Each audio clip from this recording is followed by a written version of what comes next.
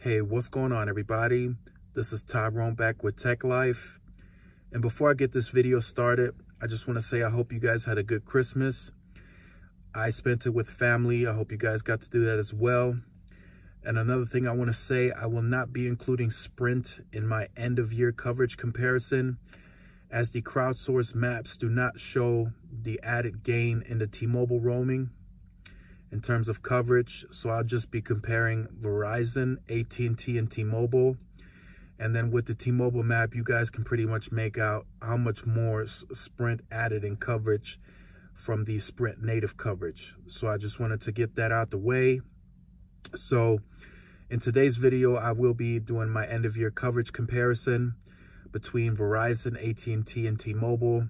Now, right off the back, the best and largest 4G LTE network is still Verizon by a good margin. I want to say around 400,000 square miles of geographical coverage. Verizon covers more than the nearest competitor, which is AT&T.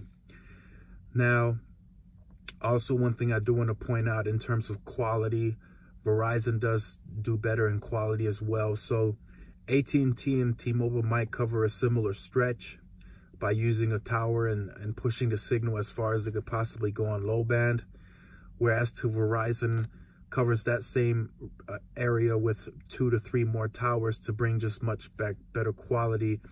So in terms of voice and data, it'll go a lot smoother on Verizon. So over time, as the carriers are trying to catch up and spend a lot of their capital investment into expanding coverage, Verizon had already similar coverage, if not the same coverage or more, and has added quality to that coverage in terms of adding more towers. So I just wanted to point that out, that Verizon is also still expanding and tweaking the network, as are the other carriers, just not as fierce and as much as the other two are in terms of the Band 14 and the Band 71 rollout that AT&T and T-Mobile are currently going through. So that is the first part that I wanted to speak on, that Verizon does offer the best 4G LTE coverage. Now, I know they have issues, so do all the other carriers. So you might have capacity issues in your area. Some might even still have drops to 3G, but from what I have done in the research and checking all the crowdsourced maps, Verizon just does it a lot less than the other carriers in terms of overall coverage. So just keep that in mind, that all carriers do have troubled areas when it comes to coverage and service. So next, I do want to cover AT&T. Their coverage is a bit strange, I want to say. So they have started their Band 14 rollout in the last year, and it's helped them out quite a bit in terms of adding a lot of coverage. But they do cover a large portion of their network with HSPA+.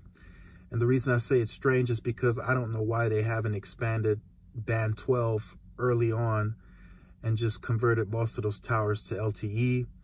But as you can see, a lot of their green is still coverage, which is considered HSPA on this map. This is root metrics, by the way, crowdsourced. So they are currently still larger than T-Mobile in terms of square miles of LTE. And they are expanding at a furious pace. As I mentioned earlier, they are spending a lot of their capital investment on getting this FirstNet Band 14 rollout going. Now, is this going to bring them close to Verizon? Maybe, but in terms of quality, I don't know if they'll be able to match Verizon, as Verizon is pushing more towers. I've even seen videos where they're now covering mountain terrain with small cells. So for the macro sites that are harder to reach those areas, they're now pushing small cells to help in terms of coverage for those areas. So as the other carriers, as I mentioned, are pushing their coverage, Verizon is just tweaking and bringing more quality to theirs. So it will be interesting to see in 2019 how far AT&T can reach with their coverage, especially since their Band 14 rollout is one of the fastest rollouts that some network engineers have ever seen that I've been talking to. So looking forward to that. Should be pretty exciting going into 2019. Now, the next one is T-Mobile, as many of you know, they're in third place. They're still a lot smaller now. They have overcome the biggest obstacle in terms of making their network competitive. So a few years ago, you signed up with T-Mobile. If you were to travel or go on a big road trip, it wasn't that great of an experience for most, which has caused most of them to switch either back to At&T or Verizon. Now, in terms of pops of LTE, T-Mobile has conquered that and is now able to offer a competitive experience as to you traveling, let's say 30, 45 minutes outside of the city and still maintaining a very strong LTE signal. Now, in terms of getting to rural areas and some major highways, T-Mobile at times still lacks service, especially once we get rural. But they are working at a furious pace on rolling out Band 71 in areas where they never had low band before. So in the next year, as they push this, they're spending a very high amount of their capital investment on rolling this network out. Once the Sprint merger gets approved, if it does, it will also solidify them pushing their network even more, because as they become a bigger company under the new T-Mobile, I'm sure they don't want to still have the narrative that their network is smaller compared to the big two. They want to close that gap once and for all, which is probably going to cause them to bring less quality. So they are doing the adding one tower and pushing it 20, 25 miles to cover that same area, where Verizon and At&T may have one or two more towers to bring better quality. So as the network rollout continues, T-Mobile will, I'm sure, bring a better build, replace panels, add more towers to the network. But for now, to roll this out as fast as possible to push that narrative that their network is smaller, they're going to continue with that rollout. They're going to push it as much as they possibly can for now. But as most of you know, towers, especially new ones, can take a lot of time to roll out, especially with the neighborhoods getting involved and townships having meetings. So the FCC has put new rules in place. So let's hope that will continue to get better and we can start seeing faster rollouts on small cells and towers. So I think going forward into 2019, T-Mobile is going to be the most interesting carrier to watch, especially as we wait for the merger to get approved. And then we're going to start seeing how they roll out Band 41, what's going to happen with all of the Boost Mobile, prepaid, all that stuff. We're going to start seeing that, and we're going to start seeing a lot more Band 71. I've been checking, and there's new Band 71 coming up every single day in multiple cities. So these are areas that already have low band, areas that didn't have low band before, areas that didn't have any coverage before.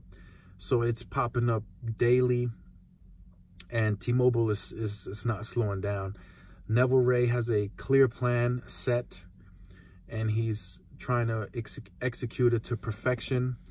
But as I said, some of this coverage is going to bring poor quality in terms of voice and data, trying to push a tower to stretch 15, 20 miles to cover the same area as Verizon and At&T.